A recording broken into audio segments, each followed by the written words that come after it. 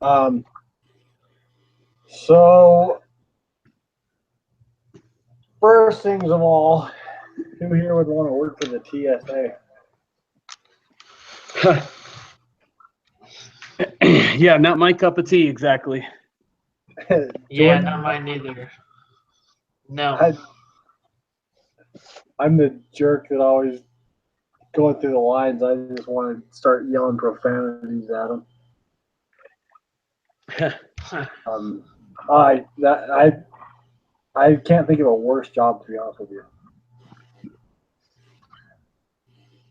Seems I like would be it. like, okay, yeah, I would be the world's worst TSA agent. Yeah, I can deal with all those crazy people. I couldn't deal with all the crazy rules. Yeah, that's true too. Right. Like, I'm trying to remember when I was going. So the last time I went through the airport, I was going up fishing in Alaska, and in my bag I had like 6 or 7 downrigger balls. So it's an 8-pound lead weight, so that you can hook onto a downrigger and you can fish really deep in the ocean. Uh, Huh. So I have like 8 of these big heavy lead balls and like a 1,000-foot spool of cable. What else did I have in there? I had like number 9/0 fish hooks. So a fish hook that's like, I don't know, the size of your hand Oh wow. for sharks and big halibut and stuff. So I've got all these super dangerous. I mean, they're dangerous. There's no question. I have a cable with an 8-pound ball. Like, you can do some damage with that, right?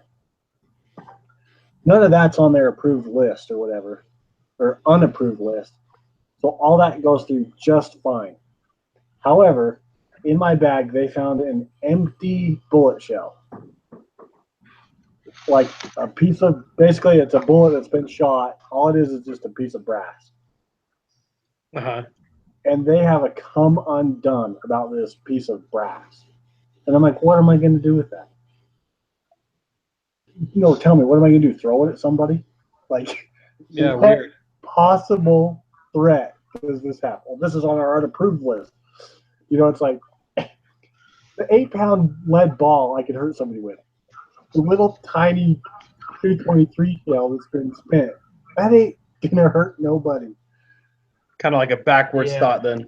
Oh yeah. So basically, they're not thinking about it. Long story short, like, I don't know. I just would have the hardest time having any type of job satisfaction because I know there is a couple people that are bad out there. There's no question there's a couple bad people out there, but the vast majority of people are just trying to fly home safely.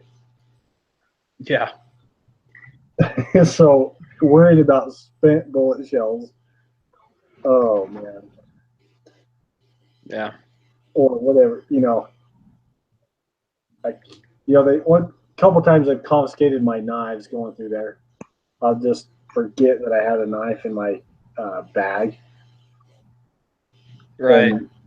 and they'll confiscate it. I'm like, can't you just at least send it home? Nope, we're taking it. It's like, come on, just let me mail it home. Nope, this is contraband. That sucks. Anyway, yeah, just that type of mentality. Like, common sense doesn't apply. The rules are the only thing that matters. Yeah. Anyway, sorry, keep griping. So I think all of It's all us right. would agree. All of us would agree that would be a hard job. yep. Crummy job for sure. Um,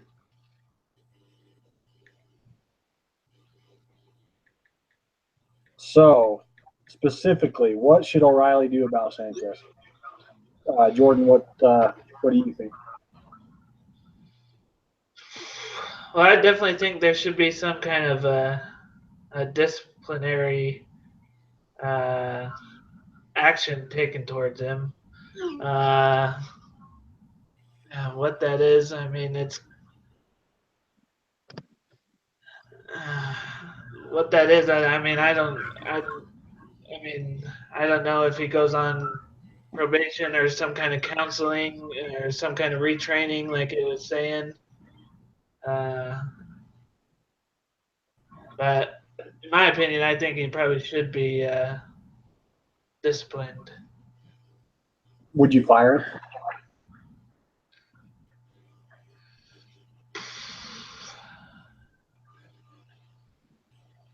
I don't know. I don't think. I don't know. I mean, he's been just. He was a good employee from what I was saying. I mean, he's one of the trusting employees, and I mean, he just made a mistake, I guess. Jordan, what would you do? I don't think I would fire him. I go. My initial thought was to fire him, because like where I work at a bank, and if somebody has a gun, that even if they use it for good intentions, it's a liability to have it, and so it's kind of one of those things where you just can't take the risk of them making a mistake or it being used against us or whatever, making a mistake in their judgment of how to use it, or, somebody, a customer acquiring the gun or whatever else. So if somebody comes in with a gun, regardless of how harmless their intentions were, we have to fire them. And so that's the mentality that I had going into this. And so I thought, well, he's now allowed two separate occasions where he has breached security, and in both occasions he was late to the game. It wasn't like he just missed something or something just kind of happened where he just overlooked it. No, it was like minutes after, or well after, or just completely oblivious to what was going on around him. So that was just the one. Fill me in on the blank. So the way I understand it is he was on his cell phone talking to his daughter, and while he was talking to her, somebody sneaked past him, basically, right? Not sneaks. I mean, they just straight up walked past him, but he wasn't notified for like what, 5-10 minutes, or I can't remember what it said, but the lady who reported it said it happened 5 minutes earlier. Yeah. So he didn't even. I mean, it was too late to even cover tracks. I mean, they had to go pull the guy off the plane. So let me kind of back up a minute. How come he had his phone out? Because they were doing they were communicating with their supervisors with their cell phones, right? Isn't that why the cell phone wasn't off limits completely? I can't remember that exactly. Was that part of the? Maybe I just kind of skimmed over that part. So to me, that's my first thing is no personal use of phones. If it's not against policy to use the phone, then the guy didn't really do anything against policy. He just spaced it. Yeah, I could see where you're coming from there. Sense? Yeah, so there's a big difference between, I did something against policy and I did something human. Yeah.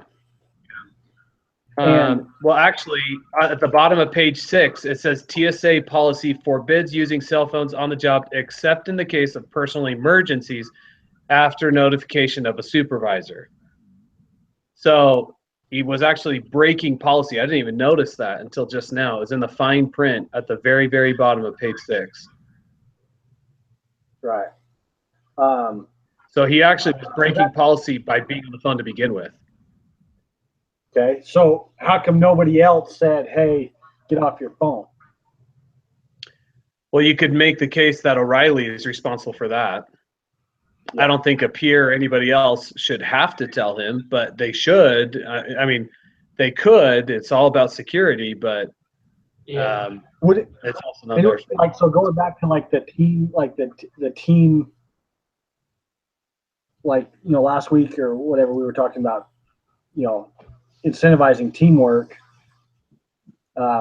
Yeah. Don't you think that if you were on a team, right, and you were both, when one guy messed up, it hurt your team. And you saw somebody chatting to their girlfriend on their cell phone, you'd be like, hey, dude, get off. Yeah, if something like that were in place, then I would hope that they would, but I don't know if anything is in place. What I'm saying is, I don't know the situation with this Sanchez guy.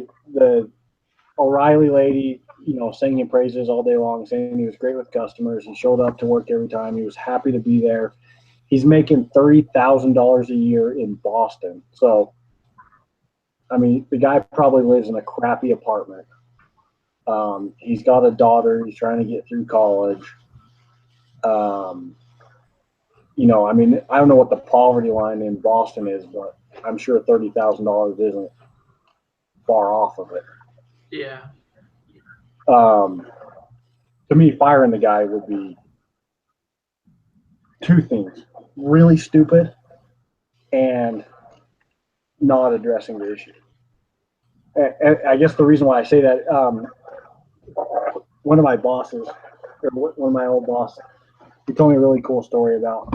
There was I can't remember the name. But anyway, it's a true story about a young stockbroker who was working in New York, and for some reason, somehow, he did a trade. He did something. He really made a really bad trade. Whatever the details was, it cost the company $1 million. It was $1 million bad trade. And the CEO pulled the kid in, and up to that time, he'd been great. He'd been really great. And the CEO pulled the guy in and talked to him and was like, hey, this is why we have these systems in place so this doesn't happen. And the guy's, the kid's quaking in his boots, and the boss says, all right, now let's go back to work and get it right. And the kid says, you're not going to fire me? And the boss says, fire you? I just spent $1 million training you. Why would I fire you? And the point being, if somebody's been great up to that point and they made a human mistake, most likely that's going to be something that they're going to learn from naturally. And firing them is going to, the article talked about how there was two waves. There was the people who were loyal to the cause of the TSA, and the other people who were there because they could have a good career of online gaming while they did that job. You know what I mean? There was kind of the two different mentalities. And Sanchez seemed to be somebody who was great, except for he made a mistake. And to me, firing him would. Go ahead. But see, here's a good example for you. There was this the train that was going like 110 miles an hour or whatever in New Jersey just a few years ago while we were living in Philadelphia. It's going like 110 miles an hour, something just exorbitant, and it came around a turn where they should have been going 40. Okay, and it was appropriate for it to be going as fast as it was up until like 2 or 3 miles before this bank, and it should have been preparing for the turn and slowing down. It didn't, and or it did, but it was like with a half a mile to go before the bank. And it was because the guy was texting on the phone.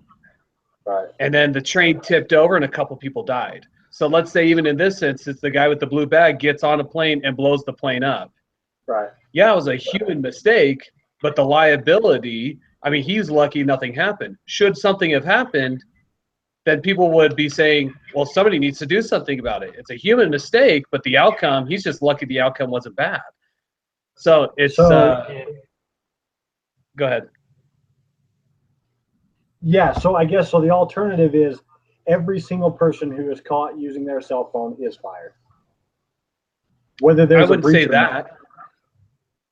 Why yeah, not? I wouldn't even say that. It says it forbids it, but at the same time, I would also say, that in situations where you do recognize it as a supervisor, it needs to be called out. And that's where O'Reilly has responsibility in it. If she knows that it was happening, why didn't she cut it?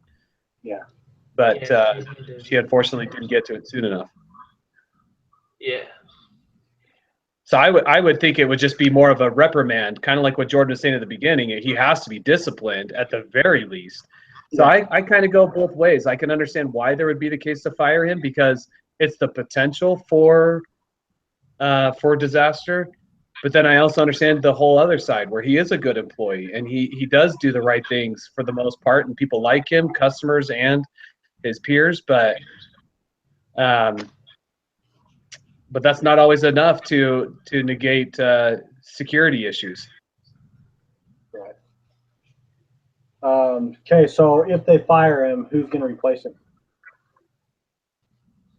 I don't know. It didn't really give names, did it? No, it didn't give names, but I mean, it talked about like the new wave of basically the applicants that they've been getting recently.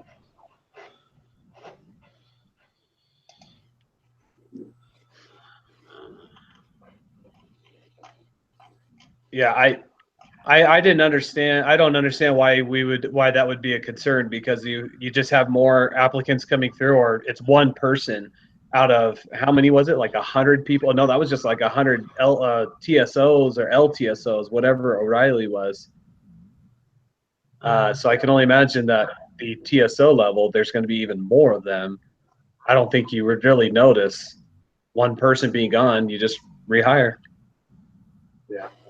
Yep. I don't think that checking ID badges requires a great deal of skill. Right. So if you don't fire him, what does that do to, like, what message does that send to all the other employees, the other TSOs? If you don't fire him or don't discipline, sorry, I couldn't hear. If you don't fire him, like, do you think that people are going to be like, oh, Sanchez didn't get fired, I can still use my cell phone? Yeah, I mean, I just think it sends a message to the other one saying, oh, well, he did this, so why can't I? And I just think it just brings out a bad message. What do you think? Yeah. You run the risk of somebody else making that same mistake. And like I've had this issue before where I have team members who were fraudulently overriding the system for government requirement information that we had to gather every single time. And when I found out about it, I had two choices: either call HR or sweep it under the rug and have a personal conversation with those people. But what I didn't know is everybody else on the floor knew that these guys were doing that, but they didn't report it. My initial first time that I heard about it was, okay, I'm going to have a conversation with them, make sure that they understand it, and not allow it to happen again. The second time it happened, though, I decided to go to HR, and I actually got reprimanded for not reporting it when I first learned about it. And because the issue was that I came back to them, I actually found cases where 3 or 4 other people were also doing it. And so now I had a case on my hands where they were like, well, I never got my hand slapped. They did. So you're gonna try and fire me at the same time that you're firing these other 2 people when you gave them a break and now I don't have a break. So it's that whole mentality of give a mouse a cookie, he's gonna want some milk. You give an inch and they're gonna want to take a mile, and that's what you allow when you let your guard down at all. So I think you have to. I think for that reason, just like it was at the end, and just like Jordan was just saying, you have to make an example out of him, so that others know that you're serious about it too. If you don't take security serious and there was a breach of security, you got a problem. Yeah, I kind of think you're right, because part of me was saying, oh, geez, nothing happened. The guy was in a hurry and didn't want to wait in line, so he skipped the line so he could get on his airplane. He didn't have a bomb or nothing. So the next guy does the same thing and there is a bomb, and you try and fire him, and he'll say, "What?" Just because he had a bomb? Because because he's Latino, you know. So then you open yourself up to. It kind of goes back to the same philosophy, the whole reason why we had to have an atonement, right? If God didn't enforce the law, then then God would cease to be God, like Calvin says in chapter 40. So you got to enforce it. Yeah, I agree.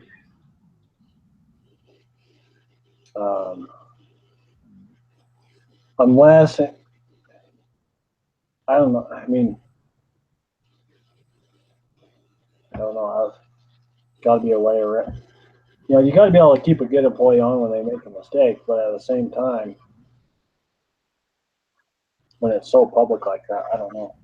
When the airport gets shut down for 4 hours. Right. And it's his second mistake, so that's the other part that kind of makes it hard. Yeah. Yeah, that's true.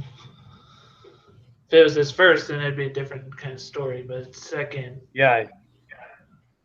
Yeah, you might be able to make a case if it was his first issue, but if he's doing it over and over, you know, he didn't learn the first time. Chances are he's not going to learn the second time. So, and the third time might be something major happening. In the other case reading, it talked about giving somebody a paid time off. What was your guys' thought on that form of, you know, you give them a paid time off, you talk to them, and when they come back, you say, "Hey, right, really, are you willing to make these changes?" You know what I mean? What do you guys think about that philosophy? So like paid leave, and not just paid time off, but actual paid leave while the investigation's taking place or something. Well, no, like in the so there was 2 readings, and one was this case study, and the other one was talking about how basically most companies' disciplinary actions are you want to fire somebody, and now you just got to build your case by giving them enough warnings, whereas it's not based on correcting bad behavior. So they were talking about how the first, you know, you regularly before an employee does anything wrong, you got to check in with them occasionally, because you don't want your employees to feel like if they're good, they don't get any attention. It's only the bad ones that get any attention. Sure. But, you know, if they do make a mistake, you got to talk to them about it. If they make it again, then basically they're saying you give them a paid day off to think about what they've done. And then when they come back to work the next time, you're supposed to say, "All right, that's never going to happen again, right? You're going to be exceptional. And if they'll make a commitment, yeah, then they stay on. If not, they're gone." Anyway, that was kind of what that article was talking about, and I think it really depends on the type of person. Like, to me, if I did something wrong and my boss said, "Hey, take the day off, I'm going to pay you anyway," I would feel terrible. Like, I would feel terrible. In fact, I think that would be more effective for me than a really good butt chewing. It's kind of like, you know, growing up, like when your parents were like, "Man, I expected better from you." Like, to me, that really hurts. Right. Just that whole playing at the heartstrings type of deal. But at the same time, I know lots of people, they'd be like, "Sweet, paid day off, I'm going fishing." Right. They wouldn't even think about it. So I guess it really depends on the individual.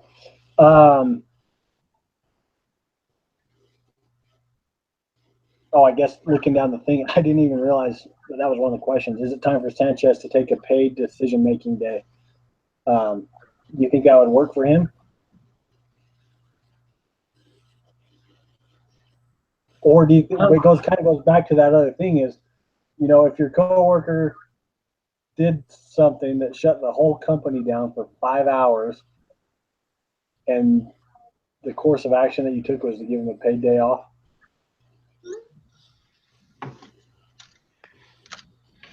Yeah. I guess what I could see from it is that I'm not a big fan of that personally. I could see why, but I don't know if I would go forward with that piece of it. I think Sanchez, again, kind of like what Jordan was saying a minute ago, this is his first offense. It's a whole nother story. But being his second offense, I'm not sure I continue to be that lenient. So, first offense, again, you kind of want to send the shot over the bow. I could see why sending them home, just like you were saying, Carl, it would make them feel bad, hopefully think about how much they really want the job, and then let them make the decision to turn things around. But if it's a second offense, you've already done that. What's doing that and letting them go and then come home gonna come home or go home and then come back gonna accomplish? They should have learned the first time. They aren't learning. So yeah, I agree. So, like reading the news line, right? Let's imagine some cop beat the crap out of some kid in handcuffs, and it was the second time he did it, and the sheriff's course of action was, hey, take a paid day off. How do you think the public would respond? not favorably. No. Yeah. And I think likewise, if you were to hear like a 30-second video clip said, TSA agent talking on his cell phone for the second time, let a security breach happen, the whole airport got shut down. They then fire him. I mean, I guess when you look at it that way, it's like, oh my gosh, what a bunch of idiots. Right. So now, well, because the public is going to look at that and say, well, what if that second guy had a bomb? Why didn't you fire him after the first time? Yeah. Yeah, if he would have had a bomb, everybody would have been like, why the heck was that guy still there? Yeah. Exactly. I guess now that I think about it that way, you probably do got to fire him. It sucks because sounds like he's a good dude, but I think you have to. I think, you know what, in all honesty, this is what it boils down to. The guy needs to be like a customer service rep or something. He needs to go work for the DMV or something. Like, he sounds like he likes people. Yeah. Like, he likes people. He likes interacting with people. But attention to detail and staying on protocol is not his thing. Yeah. Yep.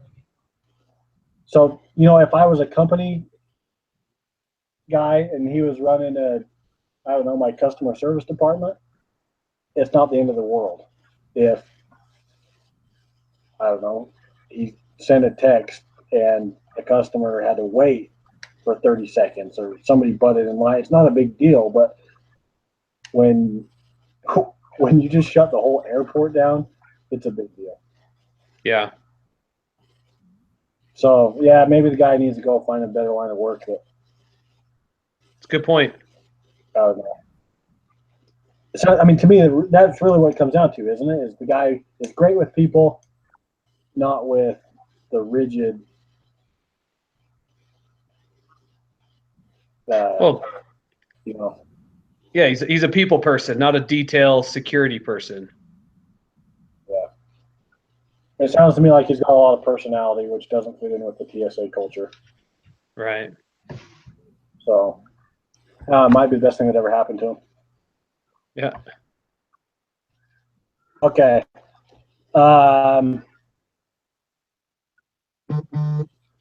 Do you think, Jordan, do you think that the security breach was entirely Sanchez's fault?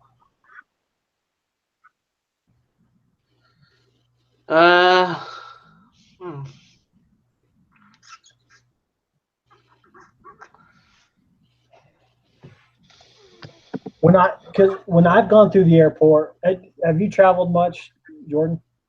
Yeah, I mean, I've been to Africa, so I've gone through a couple of airports. So And there is a couple. I mean, there is a couple people going. I mean, going through that. I mean, there's a couple people standing there. So I mean, yeah, I mean, there's like if I was to sneak through the line, how could you say it's one of you idiots' fault? Because there's like 4 of them standing there. yeah.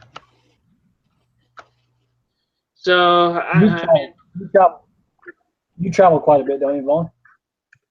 Yeah, I do. Or at least I did more, but now I travel, I don't know, once every other month or something. So, what do you think about that? Like, how many TSA agents are there usually standing around, and how could you say it was one person's fault? Tons. But see, I think the issue is he was at a specific station, which if you think about it, because if I recall correctly, the way that they described the station, it sounded like he was, you know how like you leave the whole gate section and you leave that area and now you're outside security, if you will. You have to go back through security to get back to the gates. But when you leave that one area, Salt Lake is like this. I'm assuming both of you fly out of there. There's only one person that's sitting there, and they're there so that when people go, so that nobody can come through that exit, and so that anybody who does leave the gate section cannot return. They have to go back through security. So there's always only one person sitting there. That's how I interpreted where he was at least. For some reason, I thought it was when you're going through security, you got the one guy that's checking your passport and your airline ticket, and then you go through security. I didn't realize it was on the back door. Yeah, it made it sound. It said because she even said, sorry, go ahead. That would make more sense for sure. Why it would be his fault. Yeah, the way that it was described, I thought it said, like, because it made the comment. Yeah, there was a comment made that he would be going back to the same area that he had just allowed the error to happen. And it made it sound like it was that low security area. Anyways, I can't find it right now, but I kind of feel like I feel like it's his fault, and you know what he was doing was against the policies. So, and if he's her lead TSO, then he's got to be held accountable for it. Yes, I agree. There should be other people be there to support, but at the same time, he didn't do his part, and you know. Well, I mean, there should. I mean, somebody to watch a one-way swing and done. Right. So, oh, here it is. If that was for some reason, I thought they were going through a checkpoint, but if he was coming through that back door, then yeah, it should only take one person to watch a one-way. It says another option would be to relegate him to a station that required a lower security clearance. This usually meant being an exit lane monitor. Ironically, the exact position where he chatted with his daughter. Okay. So I'm guessing an exit lane was that area, but I could be totally wrong. Yeah.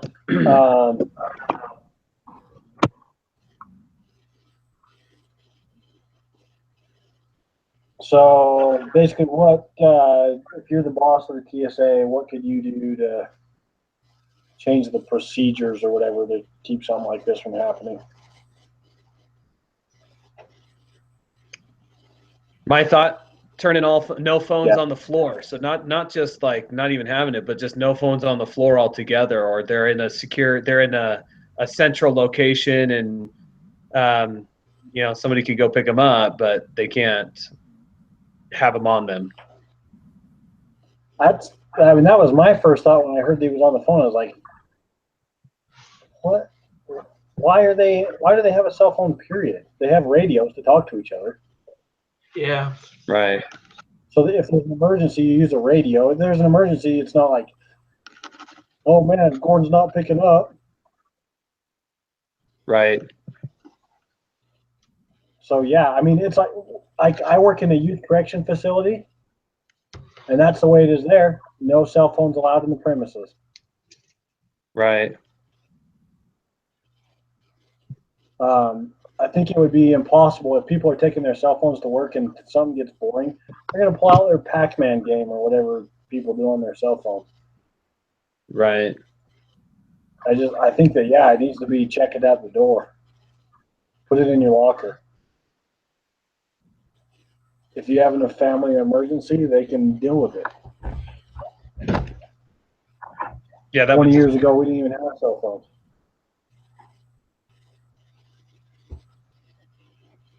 Yeah, that was. I think that I'm with you. Anything else besides totally abolish cell phones?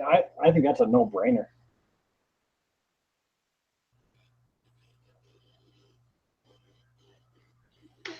How about you, Jordan? Anything? I was gonna say, I just think that's a major. The cell phone one is kind of like a major one. It definitely has to be a better policy with the cell phones. I think that would definitely help this situation. So, and maybe instead of one guy there at the exit, maybe you put two. yeah. I mean, That's the other thing. Yeah. Yeah, I guess you could do that. It's expensive, but yeah, you could do that. I mean, that's a very expensive solution. It could be, but at the same time, just like we were saying earlier, there's a lot of people just standing around, seemingly standing around. That what's one person lost from that equation, and just having two people back at that exit lane. Yeah. You know, just reallocating where they're at, not necessarily having to hire a new one. Yeah. Yeah, it's not like they're understaffed as it is or whatever. Right. So we're supposed to do a role play now. I haven't role played since I was on my mission, I think. Basically, long story short, Jordan. Yeah, what's up? If you were O'Reilly, what would you say to Sanchez? I would sit him down, and I would just explain what we were going to do. I mean, the correct procedures we were going to take against him. I mean, we'll be upfront with them. And just explain, this is your second offense. We can't tolerate this. We're just gonna have to go a different route, and I would let him go. Yeah. How about you, Vaughn? If I'm O'Reilly, I'm telling Ludo, our company policy, our TSA policy is that we are forbidden from having cell phones on the floor. As a result of you having your cell phone and being on your cell phone, there was a security breach. Fortunately, nothing came of it, but unfortunately, it is costing you your job. That you made a poor decision, and with this being now your second offense, we've already gone through this once. We can't risk, something major happening if there were a third occasion where this were to happen. Great guy. Wish you all the best, but just not going to work with us.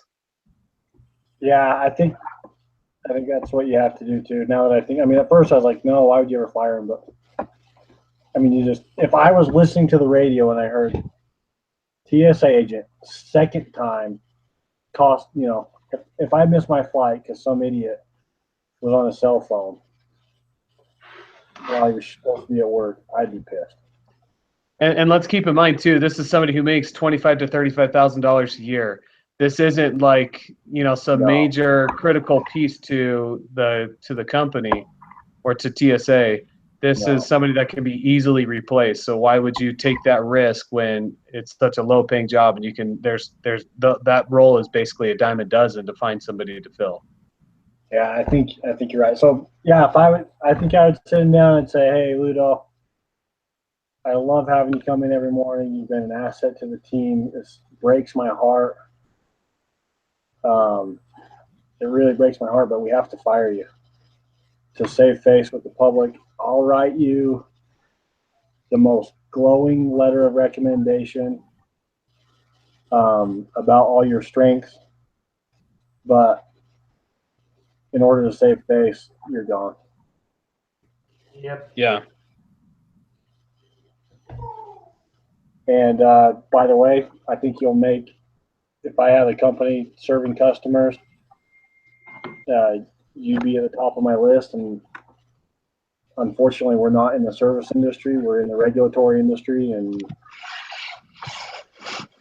Government. you didn't regulate, so you're gone.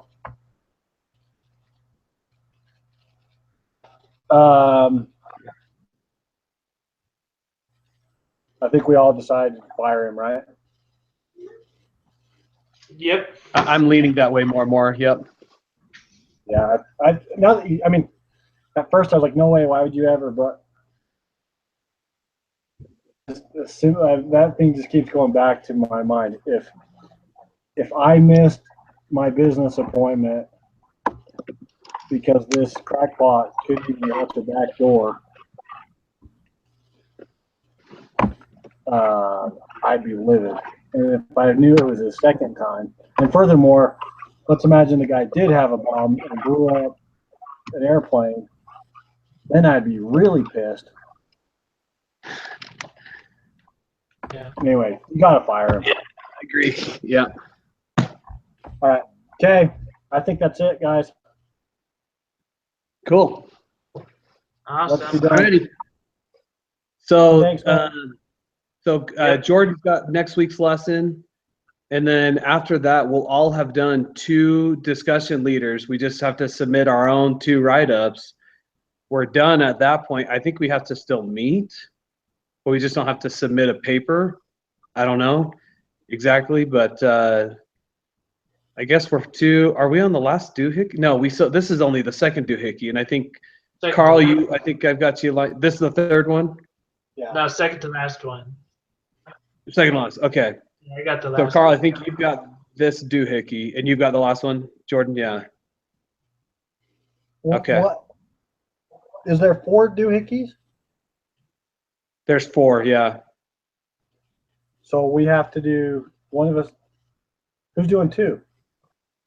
So I guess- did. So Chelsea did the first one. I did the second one. You've got the third one, and then Jordan's got the 4th.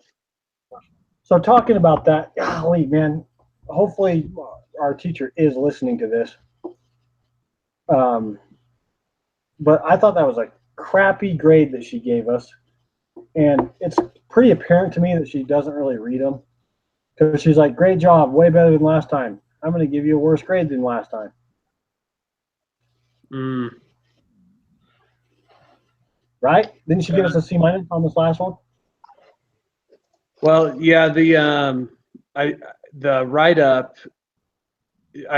She said like grammar errors and stuff like that, and so there's a few things for us to take away. But yeah, I think it's just they're being graded On our first hard. one, she gave us a C+.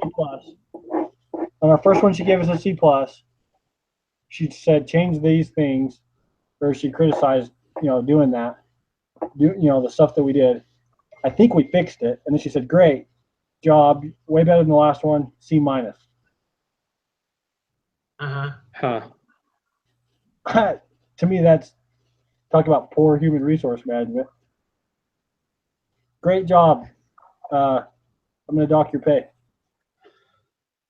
Yeah. So anyway, hopefully she heard me criticize that, because I don't think she's really reading the papers. Or if she is, Well, she's I not thought it doing was. Yeah. I mean, there's certainly stuff for us to take away still. Oh, there's no question. But where's what message does that send? I mean, like, what are we supposed to do? I guess that's really what it comes down to is, did we do it was just a in better response- job? And if we did, why not a better grade? Yeah, maybe it was just in response to the to what I submitted via email. But let's see. Sorry, I'm going back to it real fast. The yeah, maybe it wasn't emailed then. It wasn't in the write-up. She said, there was stuff that we needed to consider in terms of the content that we wrote with. So, using specifics again, and not using examples from the write-up, but not using too much of the write-up in our writing. So that was one thing that she brought out to me. She's probably talked about me because I was trying to finish paper with fluff to make it 3,000 words. Yeah.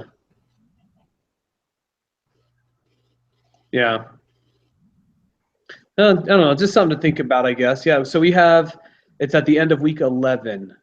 And so after Jordan's next week, Carl, we'll send you ours to submit for the doohickey there. And then weeks 12, 13, and 14, we'll meet and we'll just send our write-ups to Jordan. So, most teams have 4 or 5 members, right? Yeah, something like that. Well, she told me there was one that has 2, because I actually told her when Chelsea dropped, if she had anybody else that was interested, we'll take them in our group. And she said, great, there's this other group that has 2 people, but they just can't meet as late as you guys do. They were meeting at like 2 o'clock during the day or something. And I was like, well, yeah, that's just not going to work for any one of us. We work all day. So, so that kind of stunk, but yeah. Because anyway, I mean, I feel like she designed the workload for 4 or 5 people, and now there's 3. So there should be some extra. I mean, if I was, I think that's fair, isn't it? If 3 are doing the work of 4, then a C- should be a C+ or something. Yeah. Well, yeah. Anyway, Yeah, she said, yeah. Maybe I'll bring that up with her, but she designed this for the workload of 4 or 5 people. We're doing it with 3, so that should be worth something. She told me there was, the one group that had 2, she was holding them to the same standard. So I was like, ooh, wow. I won't complain. Yeah, what kind of I don't know. I personally wouldn't want to work for. Well, yeah, I think she's doing a great job, but there's just a lot for us. I think we're still trying to figure out how this whole system works, Yeah. All right. Okay. See you later, guys. All right. See ya. See ya. Good night. Bye.